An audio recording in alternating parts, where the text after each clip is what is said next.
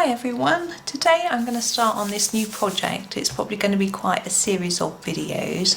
Now this is a lovely Johanna Basford download for how to draw Inky Wonderlands, and it's this lovely ship in a bottle picture that I thought I would have a go at.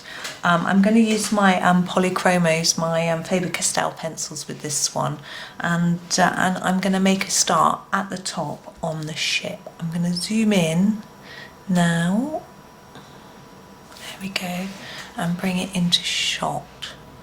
There we go, pretty ship. Now I'm always tempted to do my ships wooden because of the lines. It looks like it should be wood. I'm going to try something different today, and I'm going to do it red. Why not? Let's have a go. So this is a download which Johanna, so I'm going to start, I know I said I'm going to do it red, I'm going to start with some black on the edges just to make it look darker. I think it was a download that you could get hold of once you bought the book How to Draw Inky Wonderlands, but I'm not sure. I will investigate that. If it's available on her blog, I'll include a link, otherwise you might have to sort of search for it. But of course this technique that I'm using for all these bits can be used for any boats. There are ships in bottles in her book, and actually opportunities to draw your own. I'm just going to do this one in a slightly different way, so I'm going to darken that at the top and bottom. Now this is just quite a light layer of black. I may add more, but I just don't want it too dark to start with. My next one is number 225, I think. It's going to look up on my handy chart. 225 is the, no, it's, let me see, I've got to bring it close to my eyes so it catches the light. It's dark red. Okay, so that's dark red. I will list them in the description, and I'm going to go over the top of the black with the red. I might add more black if I feel I want more of a contrast later, but I'm just getting used to it. I've just been colouring in my colouring book, and this paper is completely different, so I'm just getting used to it. This is a paper that I love. It's Bristol board, and Taylor Rowney do it, and it's extremely smooth, but it's just got, the book I was just colouring in was an older one of Johanna's, so it had, the paper isn't as smooth. So it's, as I say, it's just getting used to the feel of the different paper. I want that darker, so I'm going to go back over again. It takes quite a lot of layering up on this paper, I find, but that's okay. I prefer the idea of layering up slowly, because I think then if you make a mistake you can cover it over with other colours and it's just light, or you might be able to rub it out. If you I'm going to go for another shade. I'm going to go for this one. This is the 219, which I think is the 219. It is the deep Scarlet Red. I sometimes say it's Scarlet Red when I'm doing videos, but because I've sharpened off the bit that says deep. Now I'm going to leave that with a bit of white there, and carry on with this one. It's quite pinky compared to the other red, which I like. I think it was looking a bit too orangey for my liking. I'm going to put quite a lot of red down. I'm pressing quite hard, doing a lot of layers, because I'm not going to grab any more reds. This is going to be my last. I'm going to fade it though towards the middle.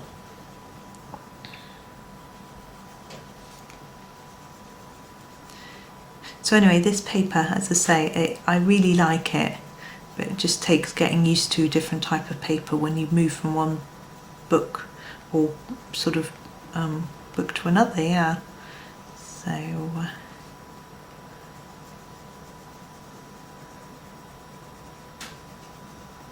I'm trying not to do over the windows because I've got a different idea for them. I have a quite simple technique for doing glass, which is quite fun, and I'll show you. Now there we go. Now what I was hoping that would look like was that it would look like it was a red metal boat that was metallic. And I think that's come out, I'm quite pleased with how that's come out. I think that it looks fairly effective actually in the sort of metallic look. And we're going to replicate that on this sort of roof and the top of the chimney.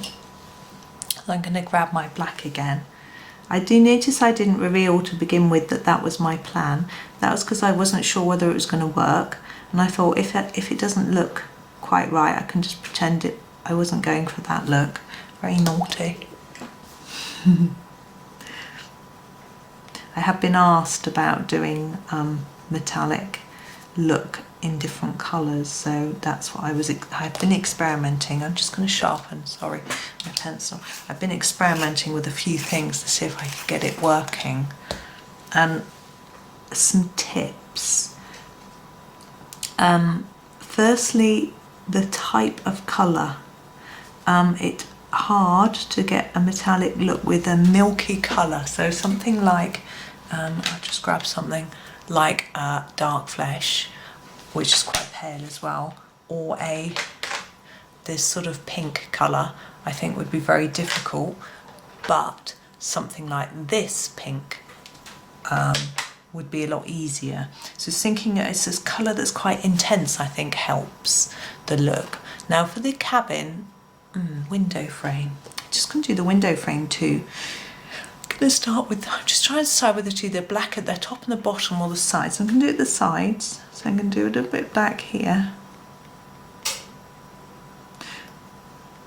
Now I'm trying to fade it top and bottom. I'm going to sharpen this pencil too. Sorry, I'm never prepared. I never have them sharp. But then I might not want them sharp, you see, for certain projects. Depends. You always want a really sharp pencil. If you're doing a background, I find it's sometimes better to have. Now I'm going back to the deep Scarlet Red. I want to leave a definite white mark. There we go. So that's that, and now we need to think of a colour for these two bits. Now, I'd quite like to do another metallic-y effect if I can manage it. I'm trying to think what colour would probably work with red. I'm just going to colour that bit in while I'm thinking about it. Maybe blue, maybe just red and blue. They don't match much, but they work together, I think. Now with the blues, we've got these sort of milky colour blues. They're not going to look metallic. I don't think these would either. So I'm going to go for a really dark. So I think something like this is going to work well. This is the Helioblue Reddish. And I think I might just use that in the black because we haven't got a lot of space in this, especially in the chimney. So I'm going to start with the black on the edge here. I'm going to just fade it in. I'm just going to scumble in a little bit of black there and do the same on here.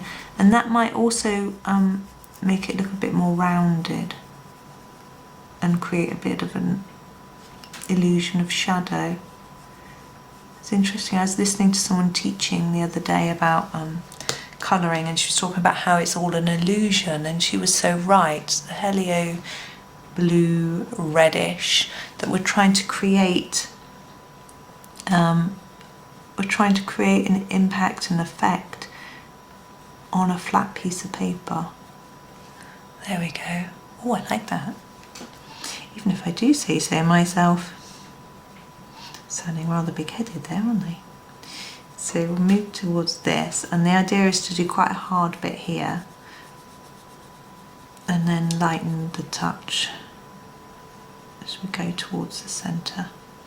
I've started at one end, you notice, and I moved to the others because I want to make sure I get it in the middle, and I'm not very good at judging, so if I sort of go across millimetre by millimetre, that seems to work for me. Now this isn't dark enough here, so I'm going to put down a lot more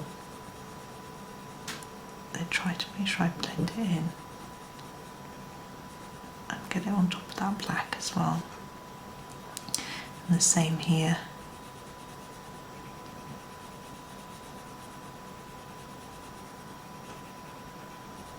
Let's see how that looks. I have to remember occasionally to sort of sit back and have a look from a distance to see if it's all working. I think that is. I'm going to add a touch more black, particularly down to this bottom bit here. It doesn't, for some reason, it looks a bit light. And I'm thinking this roof area, I'd like it to look like it was creating a little bit of a shadow.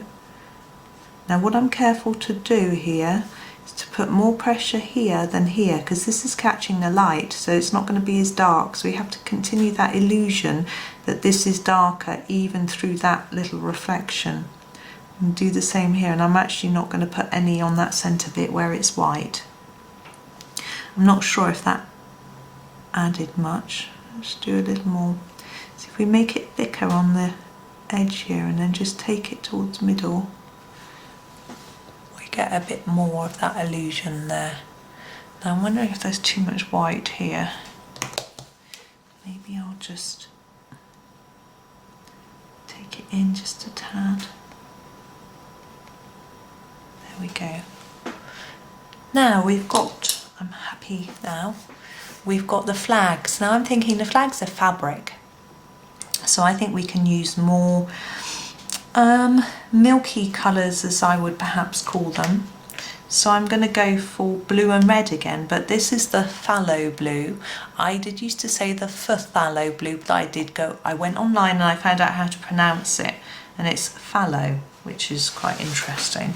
And I think we'll go for quite a different red as well. We'll go for this Pompieia Red, which I rather like. Now I'm going to do blue first because it's next to the red, and I'm not going to shade these because they're quite small, so I'm just going to do a blue one there and a blue one here, and then this red one in here and in there. Now the mast, I'm going to do black because I think we've got a lot of black in here already. I think it will just work. I haven't left any white shine. I'm just going to do a solid piece because it's smaller. And windows. Now what I want for a window is a cold grey. I'm going to grab the cold grey 3. Okay, and what we're going to do is we're going to just do a bit of diagonal lines across like this to make it look like there's a bit of light catching. I realise it isn't consistent with the shadow we've got going in this direction, but I think it gives the illusion that there's some glass in those windows. And while I've got the grey, I am fairly tempted to do this in a grey colour, this smoke, but I'm not sure because it's quite magical and sparkly. It's not dirty smoke. So do we do it in a light red with blue stars because the red, yeah. Yep, that's what we're going to do. So I'm going to grab a slightly paler shade of red. I don't want to go too orangey. I think we'll go with the Scarlet Red, but I'm just going to, we're going to do red stars. Red stars, yeah. Because there's a lot of red in the boat. So we'll do red stars. And then we'll do blue smoke. And then it will balance it a bit. I'm debating whether to do these circles. I think I will. I'm going to need to sharpen.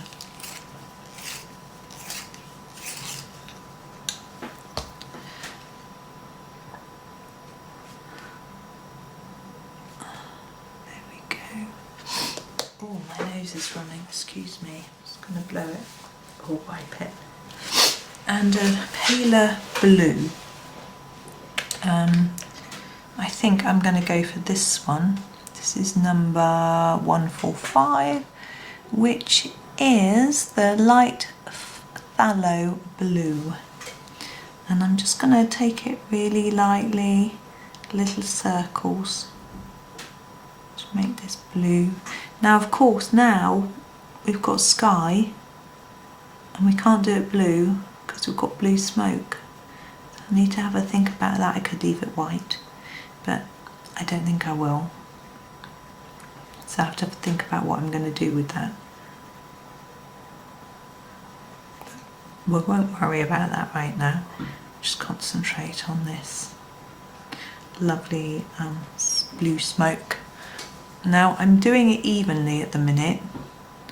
I'm just doing an even texture across all of it, and I shall think about, as I do it, whether I think it needs to have different layers of colour, whether it needs to be darker in some areas than others. That we've reached the top of the bottle. Can you still see? It might be quite near the top. There we go.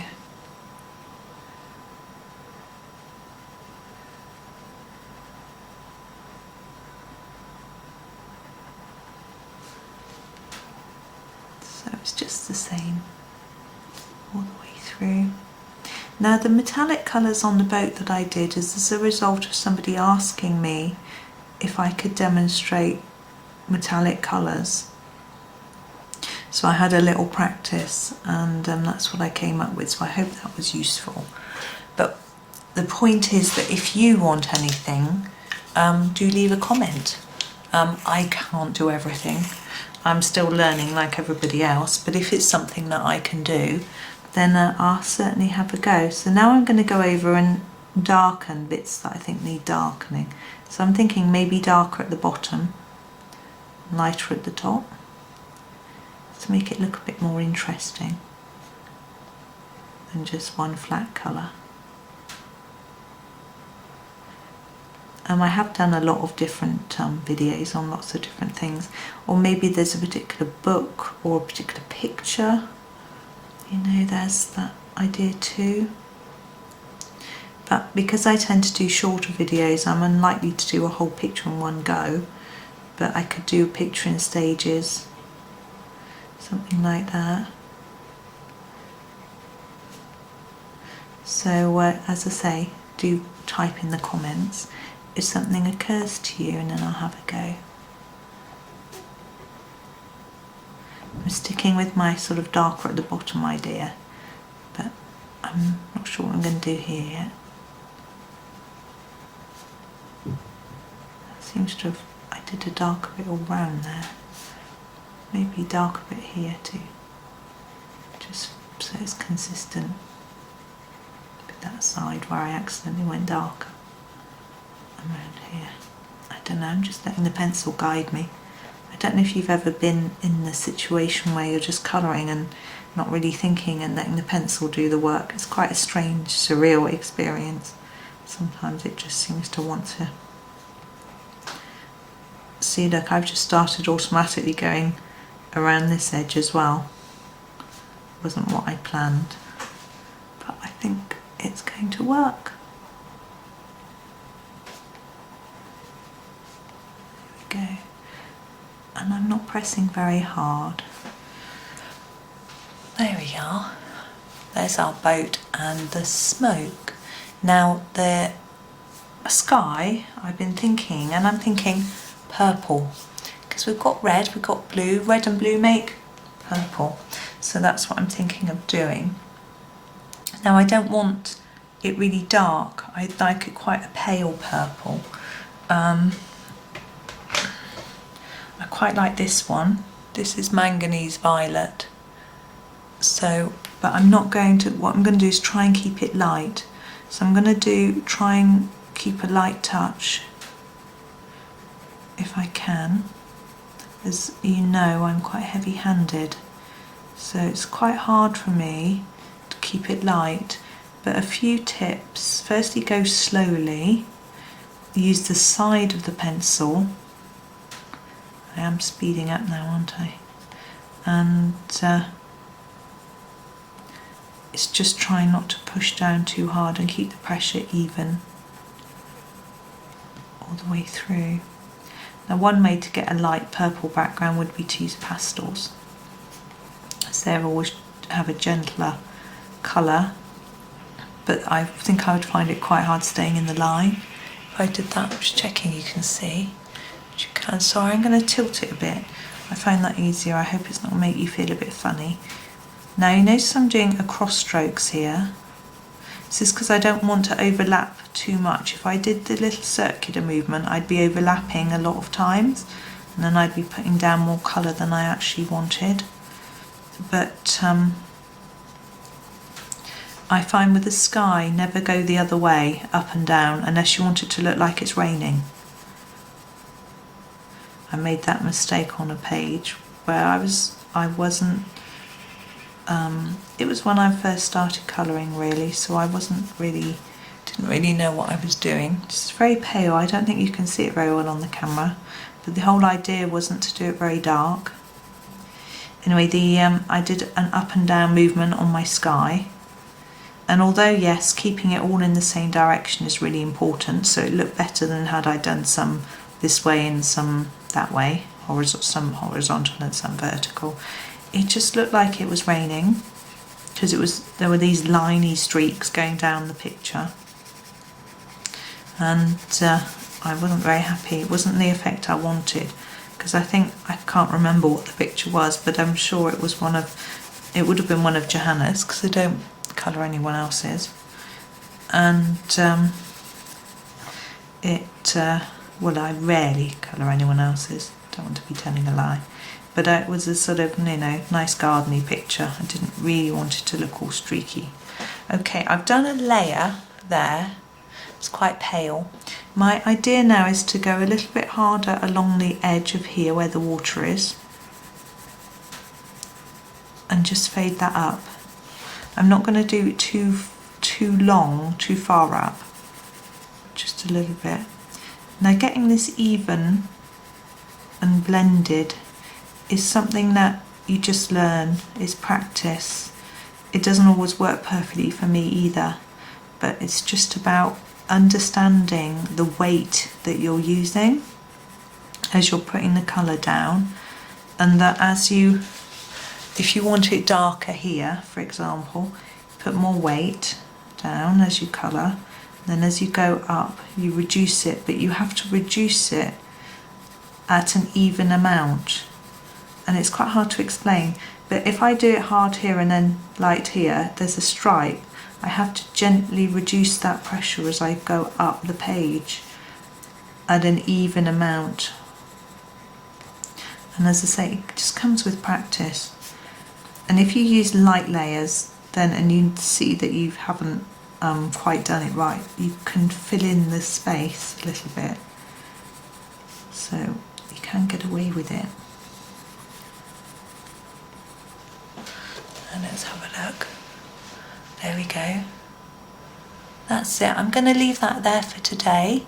So I've just done the boat part. All this underwater bit is going to be left to do for another day. So I hope you enjoyed that. I hope you like the metallic boat. I'm quite pleased with it, I have to say. And thank you very much for watching, and happy colouring.